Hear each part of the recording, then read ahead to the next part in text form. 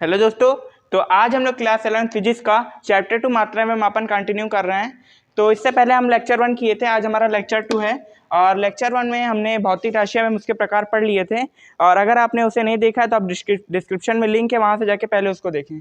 और आज हम लोग लेक्चर 2 कंटिन्यू कर रहे हैं और हमारा आज का टॉपिक है मात्रकों की अंतर्राष्ट्रीय प्रणाली और कुछ याद रखने वाले मात्रक। और अगर समय बचा तो हम लोग विमा को कंटिन्यू करेंगे। ठीक है, तो हमारी आज की पहली टॉपिक है मात्रकों की अंतर्राष्ट्रीय प्रणाली। ठीक है,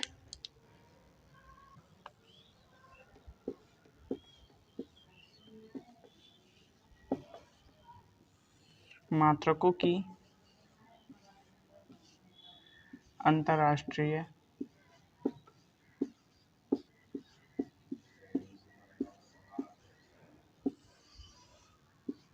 राष्ट्रीय प्रणाली।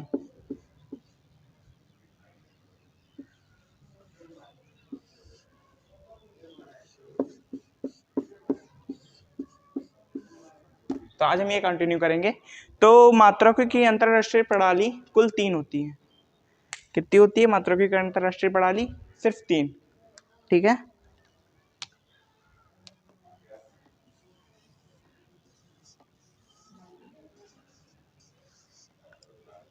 पहली क्या होती है?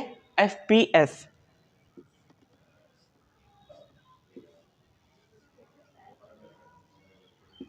FPS। दूसरी होती है MKS। तीसरी होती है CGS।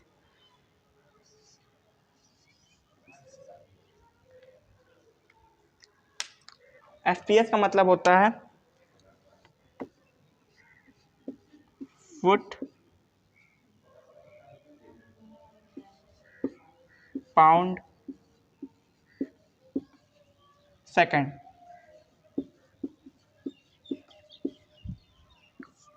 MKS का मतलब होता है मीटर किलोमीटर सेकंड। CGS का मतलब होता है सेंटीमीटर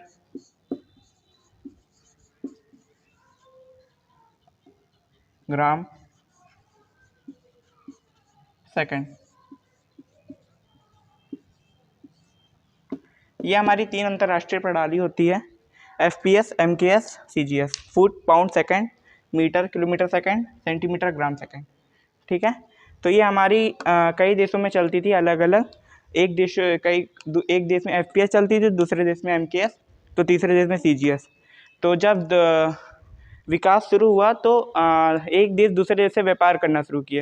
तो जब एक देश दूसरे देश से व्यापार करने शुरू किए, तो जैसे कि हमारे पास एक देश ये है और दूसरा देश ये है, तो ये MKS पद्धति को जानता है और ये FPS पद्धति को जानता है।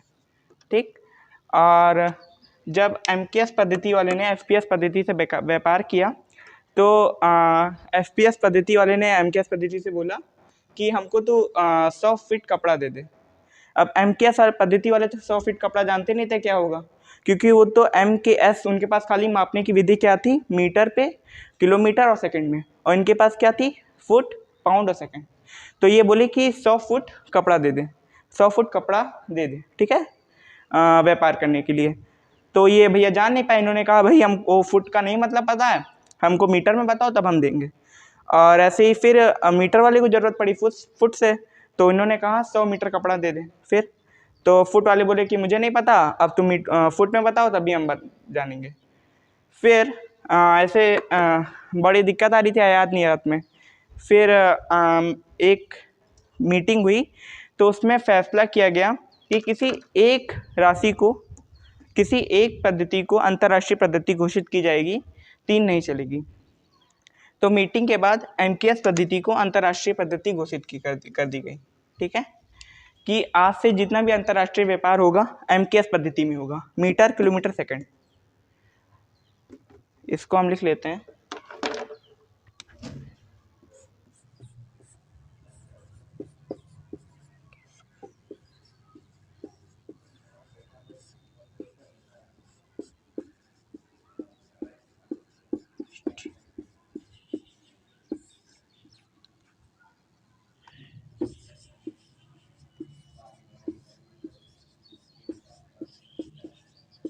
घोषित किया गया।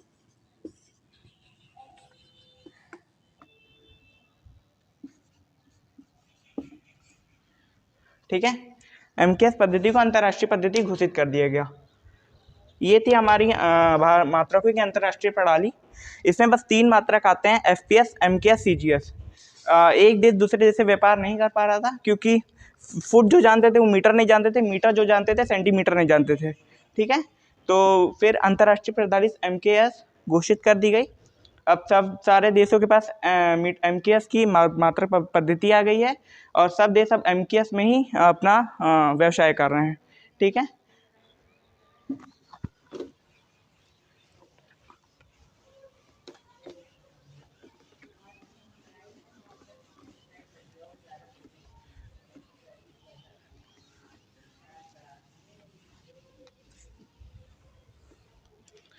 बस आपका मात्रकों की अंतर्राष्ट्रीय प्रणाली बस इतना ही था और आपके कोर्स में इससे ज़्यादा नहीं है।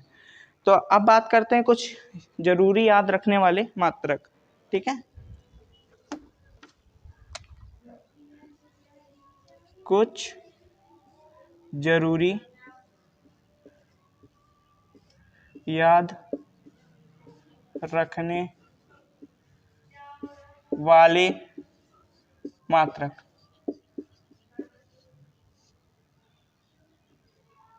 ठीक है, कुछ जरूरी याद रखने वाले मात्रक हैं जिनको आप फिजिक्स में आगे न्यूमेरिकल यूज़ करने में यूज़ करेंगे। और अगर आपको ये नहीं आता है तो आपको आगे चल के फिजिक्स में बड़ी परेशानी होगी, आप कोई चीज़ भी सॉल्व सही से नहीं कर पाएंगे। तो यही देखते हैं कौन कौन से आपको मात्रक जरूरी याद रखने हैं।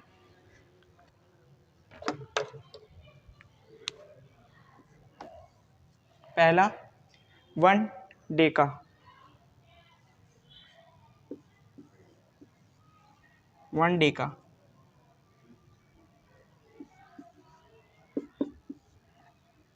दूसरा 1 हेक्टर,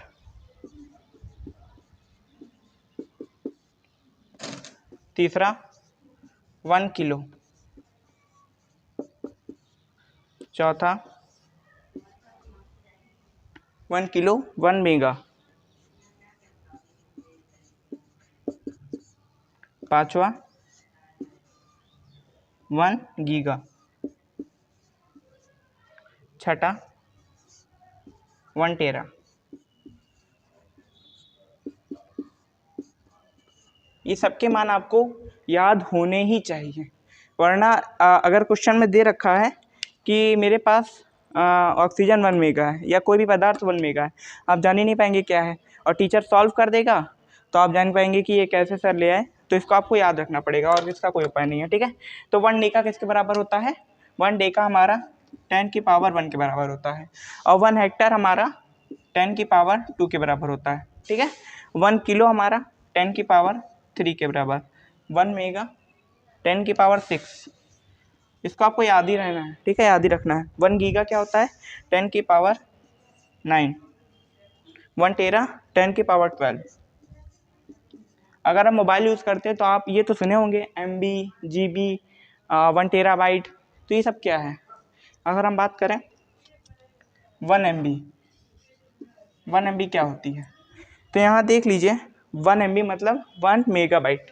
क्या होती है? 1 मेगाबाइट। तो ये कितनी हो गई? 1 मेगाबाइट आपको बता दे तो आप कितना बताओगे? तो ये हमारा आ जाएगा 1 मेगा कितना होता है? 10 की पावर 6, 1 इंटू 10 की पावर 6 बाइट। समझ गए? आपके पास जो इंटरनेट आता है वो 1 MB में इतना आता है, यही आपका 1 मेगाबाइट हुआ। और अगर आप 1 GB सुनते होंगे, किसी के पास 1.5 GB आता है, किसी के पास 1 GB आता है, किसी के पास 2 आता है, तो ये GB क्या है? गीगा। ये हो जाएगा हमारे पास 1 गीगाबाइट। ठीक है, गीगा बराबर कितना होता है? 10 की पावर 9, तो ये हो जाएगा 1 इंटू 10 की पावर 9 बाइट। अब आपके पास 2 GB आ रही है तो आपके पास कितना हो जाएगा? 2। अगर आपके पास 2 GB आ रही है तो 2 × 10⁹ बाइट। और ऐसे ही अगर आपका बहुत कम लोग TB सुने होंगे, बट GB के बाद TB आता है, TB भी ऐसे ही आता है, ठीक है। ये थी हम पहले 6 और अब और पढ़ते हैं। ये हमारे सब प्लस में थे, हमें जो दूरी मापनी है उसके थे, ठीक है। अब हम जो भी हमारी बहुत छोटी वस्तु रहती है उसको देखते हैं कैसे नापते हैं, ठीक है।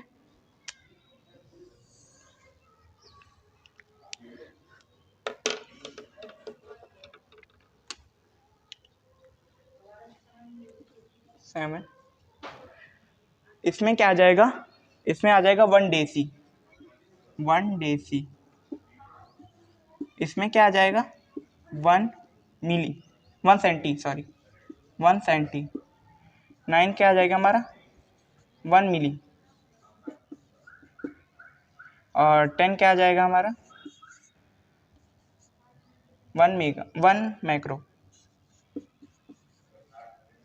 11 क्या आ जाएगा हमारा 1 नैनो, 1 नैनो।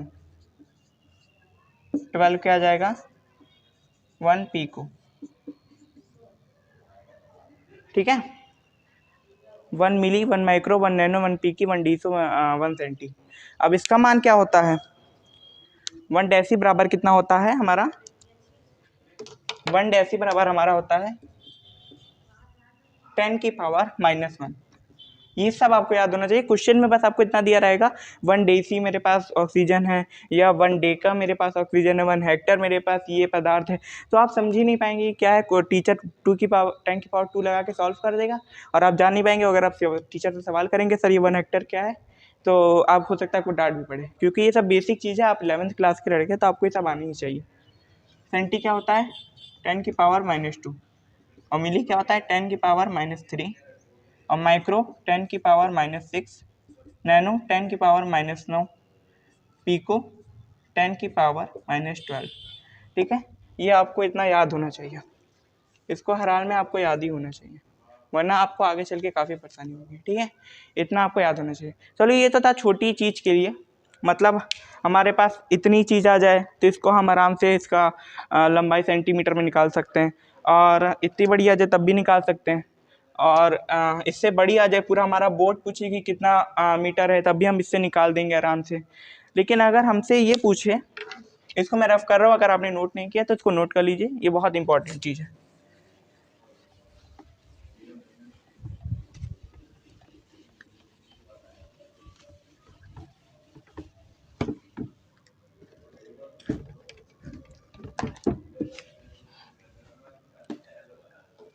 तो अगर आपसे पूछ लिया जाए कि जो आपका गोला है, मतलब आपका जो ग्रह है धरती, ठीक है, जो आपकी धरती है, ये आपकी समझी मानिए धरती है, और धरती से कुछ दूरी पे दूसरा ग्रह है, ये कोई ग्रह, कोई दूसरा गोला, ठीक है। ये आपका धरती है, क्या है धरती, ये क्या है दूसरा ग्रह, दूसरा ग्रह,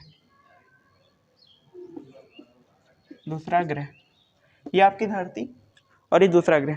अब मैं आपसे पूछ लूँ कि इसके बीच की दूरी क्या है, तो आप क्या बताएंगे कि भैया रुक जाओ, मैं एक फैक्ट्री पे जाता हूँ, मीटर टेप का जो आता है उसका ऑर्डर दे के आता हूँ, फिर नाप के बताऊँगा। आप इससे कितना मीटर टेप लेके जाएंगे, आपके पास इतना सारा लगा दीजिए चप्पी आपका ख़त्म हो जाएगा, इतना बड़ा मीटर टेप आप बना ही नहीं पाएंगे। तो इसके लिए क्या कौन सी मापन पद्धति का यूज़ होगा, इसके लिए हम क्या यूज़ करेंगे मापन के लिए, इसके लिए हम यूज़ करेंगे प्रकाश वर्ष। बहुत बच्चों ने सुन रखा होगा प्रकाश वर्ष, प्रकाश वर्ष से इसको हम नापेंगे। जब सूर्य का प्रकाश जो है हमारा 1 सेकंड में 10 लाख किलोमीटर 10 लाख किलोमीटर आगे चला जाता है, मतलब 1 सेकंड में सूर्य का प्रकाश 10 किलोमीटर आगे चला गया, ठीक है। ये सूर्य का प्रकाश है, ये यहाँ से 10 लाख किलोमीटर गया 1 सेकंड में, ठीक है, 1 सेकंड में 10 लाख किलोमीटर जा रहा है, ठीक है। और यही 1 सेकंड को मैं अगर 1 साल कर दें 1 ईयर, तो ये कितना दूर जाएगा, जब भी 1 सेकंड में 10 लाख किलोमीटर तय कर रहा है तो 1 साल में कितनी करेगी? तो सोच लीजिए ये बहुत लंबी दूरी तय करेगा 1 साल में। तो यही होता है 1 प्रकाश वर्ष। हम एक ग्रह से दूसरे ग्रह को मापने के लिए प्रकाश वर्ष का इस्तेमाल करते हैं। ठीक है, आशा आपको लाइट ईयर का मतलब समझ में आ गया हो। What is 1 light year? तो आप आराम से बता सकते हैं कि 1 साल में प्रकाश सूर्य का प्रकाश जितनी दूरी चलेगा वही 1 प्रकाश वर्ष कहलाता है। ठीक है, तो चलिए बताते हैं 1 प्रकाश वर्ष कितना होता है।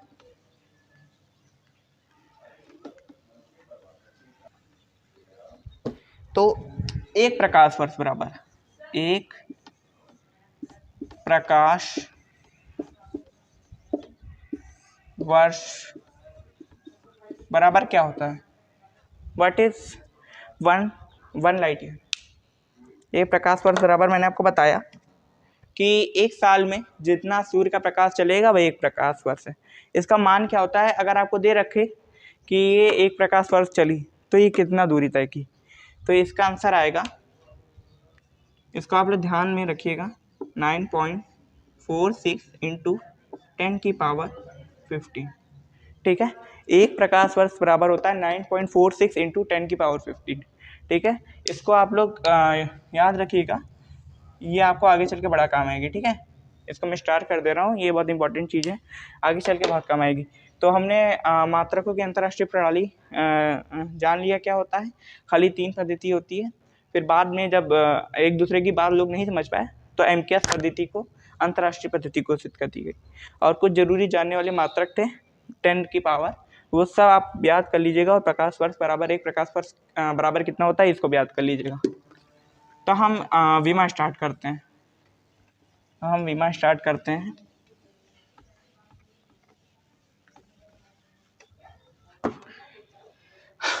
तो स्टार्ट करते हैं भौतिक राशियों की विमाएं से। ठीक है, भौतिक राशियों की विमाएं से।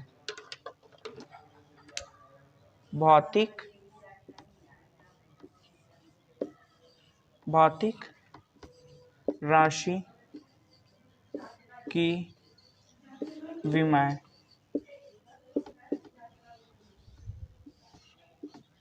ठीक है, भौतिक राशि की विमाएं से हम स्टार्ट करते हैं।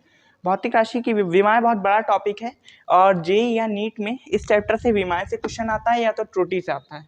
यही 2 मेन टॉपिक है इस चैप्टर का, इसी से आपके क्वेश्चंस बनते हैं ज़्यादातर। विमाएं से ज़्यादातर क्वेश्चन बनते हैं और त्रुटि से भी बनते हैं। ठीक है, तो हम लोग दोनों पढ़ेंगे सीरियल वाइज, धीमे धीमे पढ़ेंगे, कोई जल्दीबाजी नहीं है। ठीक है, हम लोग धीमे धीमे अपना कोर्स सारा कवर करेंगे। तो भौतिक राशि की विमाएं, अब हम भौतिक राशि की विमाएं कई प्रकार से लिख सकते हैं। एक राशि को हम कई प्रकार से लिख सकते हैं। अब जैसे कि हमारा वेग है, क्या है? वेग है। ठीक है, वेग को क्या लिख सकते हैं हम लोग?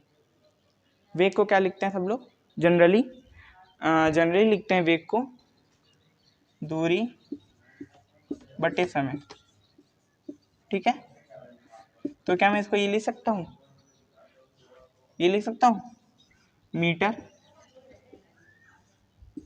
मीटर बाई मिनट मैं लिख सकता हूँ ना? लिख सकता हूँ, क्योंकि ये अभी भी दूरी बटे समय के रूप में ही है। इसको क्या मैं ये लिख सकता हूँ? Kilometre by hour. लिख सकता हूँ कि नहीं लिख सकता हूँ? बिल्कुल लिख सकता हूँ, क्योंकि अभी भी दूरी बटे समय में ही है। तो एक राशियों को विभिन्न प्रकार से व्यक्त किया जा सकता है, लेकिन वह राशि हमेशा दूरी मतलब कि हमेशा वो अपने स्वाभाविक मान में रहे, हमेशा दूरी बटे समय के मान में रहे। वेग हमेशा दूरी बटे समय के मान में रहता है, इसलिए वह दूरी बटे समय के मान में रहे तो वह भौतिक राशि की विमाएं कहलाती है। ठीक है, तो हम पहले पढ़ लेते हैं विमाएं क्या होती है। ठीक है, अब विमाएं की डिफिनेशन पढ़ते हैं।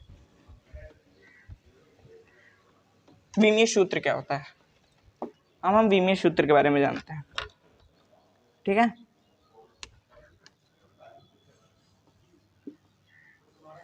विमीय सूत्र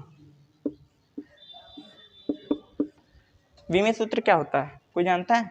अगर आप जानते हैं तो कमेंट बॉक्स में आंसर दे सकते हैं। ठीक है, तो विमीय सूत्र क्या होते हैं? कोई भी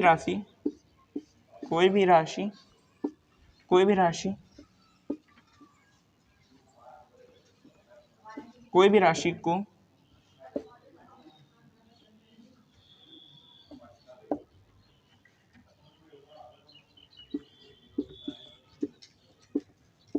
मूल राशियों के सूत्र सूत्र सूत्र के सूत्र के अंतर्गत सूत्र के अंतर्गत सूत्र के अंतर्गत व्यक्त करते हैं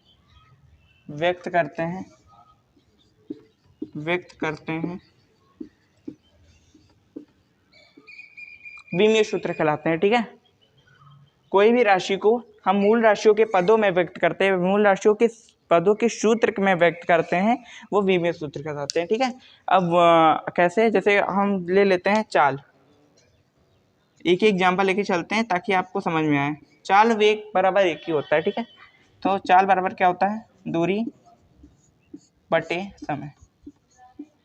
ठीक है, तो इसका विमीय सूत्र क्या आएगा, कोई भी राशियों को मूल राशियों के पदों के सूत्र में व्यक्त करने विमीय सूत्र कहलाता है। अब आप में क्वेश्चन आ जाए चाल का विमीय सूत्र लिखिए, तो आप कैसे लिखेंगे, तो देखिए चाल बराबर दूरी बटे समय। तो दूरी मूल राशियों के पदों में व्यक्त करें तो दूरी किसके बराबर आएगी, तो दूरी जो है लंबाई, एक दूरी तो एक लंबाई तो है, क्या मैं कह दूं ये दूरी, तो इसको आप लंबाई नहीं कह सकते कि इतना लंबा है, हाँ कह सकते हैं।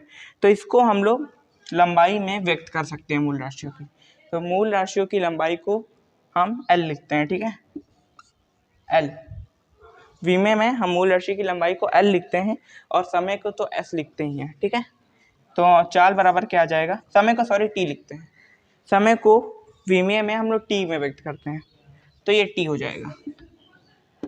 चाल बराबर L बटे T आएगा, तो चाल का वास्तविक मान आएगा चाल बराबर LT-1, और हमेशा विमीय सूत्र को बड़े कोष्ठक के अंदर बंद करते हैं, वर्ग कोष्ठक भी इसे कहते हैं, इसमें बंद करते हैं विमीय सूत्र को। तो हमारा विमीय सूत्र क्या आ गया, L/T, LT-1। और ऐसे ही हम देखें द्रव्यमान, द्रव्यमान तो हमारा खुद ही वही है, मूल राशि। ठीक है, द्रव्यमान क्या होता है, द्रव्यमान को m से व्यक्त करते हैं, क्योंकि मूल राशि तो खुद ही है, जब खुद ही मूल राशि है तो उसको m ही लिख देते हैं, मास होता है ना, तो इसलिए उसका पहला अक्षर हम लोग m ले लेते हैं।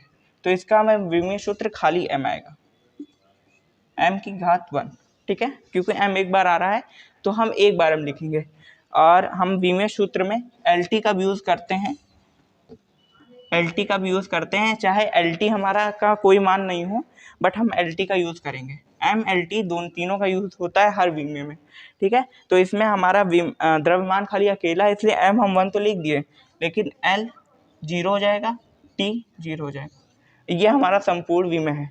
यानी चाल बराबर हम क्या लिख सकते हैं, आपको एग्जाम में LT-1 नहीं लिखना रहेगा, आपको एग्जाम में MLT के पदों में लिखना रहता है। m⁻0 हो जाएगी क्योंकि इसमें m नहीं है, और L हमारा हो जाएगा 1 और T हमारा हो जाएगा -1। ठीक है, ये हो जाएगा चाल की विमीय सूत्र, ये हो जाएगा द्रव्यमान की विमीय सूत्र। और हमें पूछा जाए समय की विमीय सूत्र क्या है, तो समय का तो हम लोग सब जानते हैं, समय तो अभी बताया मैंने, समय को हम लोग व्यक्त करते हैं T से, टाइम। ठीक है, T से, तो इसका विमीय सूत्र क्या होएगा, T1, खाली क्या आएगा, T1। तो इसको कैसे विमीय सूत्र में व्यक्त करेंगे, m⁻0 L⁻0 T⁻1, ये हमारा विमीय सूत्र समय का है। ऐसे ही हम विमीय सूत्र व्यक्त करते हैं। तो आपको मैं कितना विमीय सूत्र करा चुका हूँ, 1 2 3। ठीक है, तो आप जितना विमीय सूत्र करेंगे उतनी आपकी प्रैक्टिस अच्छी होगी, और आगे चल के क्वेश्चन सॉल्व करने में बिल्कुल दिक्कत नहीं होगी। तो आज से हम लोग अगले लेक्चर में भी कई सारे विमीय सूत्र सॉल्व करेंगे, और हमारा लेक्चर अभी यहीं तक है। आप सारी जो बातें मैंने आपको बताई वो अपनी बुक से या कंटेंट से रिवाइज करिए, और कल हम लोग नए लेक्चर में कई सारी विमाएँ लेके आएंगे, त्वरण, संवेग, बल, बल और कार्य, ये कुछ विमाएँ जो होती है बहुत इंपॉर्टेंट होती है, अधिकतर काम आती है। तो ऐसे हम लोग करीब 30 से 40 विमाएँ करेंगे, और भी बहुत विमाएँ होती है, जैसे एक है गुरुत्वीय सार्वत्रिक गुरुत्वीय त्वरण। ठीक है, ये विमा जो है ये जेई वालों के लिए तो फेवरेट विमा है, वो हर बार ये डालते हैं।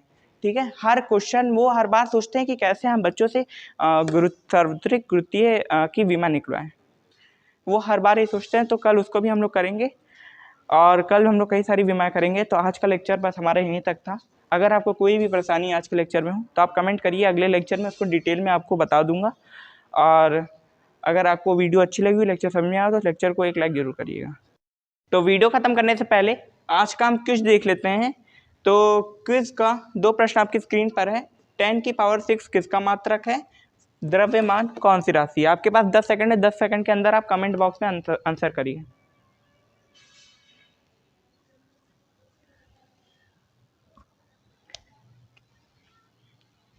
तो आशा है आपने आंसर कर दिया होगा। तो मैंने आपको बताया था, अगर आपने लेक्चर ध्यान से सुना होगा, तो 10 की पावर 6 किसका मात्रक है, और ये आपको याद ही होना चाहिए क्योंकि आपको आने वाले समय बड़ा काम आएगा। ठीक है, तो 10 की पावर 6 1 माइक्रो, नहीं 1 माइक्रो तो 10 की पावर -6 है, ये आपको याद होना चाहिए। ठीक है, नैनो 10 की पावर -9, मेगा, हाँ मेगा सही है क्योंकि मेगा 10 की पावर 6 होता है, और 10 की पावर 6 खुद 10 की पावर 6 का मात्रक कैसे हो सकता है, इसलिए तो ये तो डेफिनेटली रॉन्ग है। ये भी रॉन्ग, ये भी रॉन्ग। ठीक है, अभी देखते हैं, अगर आपने पिछला लेक्चर ध्यान से देखा होगा तो द्रव्यमान कौन सी राशि है? तो द्रव्यमान एक मूल राशि, मैंने आपको 7 मूल राशि लिखवाई हुई थी, द्रव्यमान उनमें से एक है, तो ये मूल राशि हो जाएगा। व्युत्पन्न नहीं है, ना पूरक है, ना दूरी, दूरी राशि तो होती ही नहीं है, तो दूरी का द्रव्यमान कहाँ से हो सकता है? तो हमारा लेक्चर बस यहीं तक था। तो मिलते हैं नेक्स्ट लेक्चर में, तब तक के लिए पढ़ते रहिए और लेक्चर को रिवाइज करिए, और नेक्स्ट लेक्चर में हम विमाएँ कंटिन्यू करेंगे। तो मिलते हैं, तब तक के लिए धन्यवाद।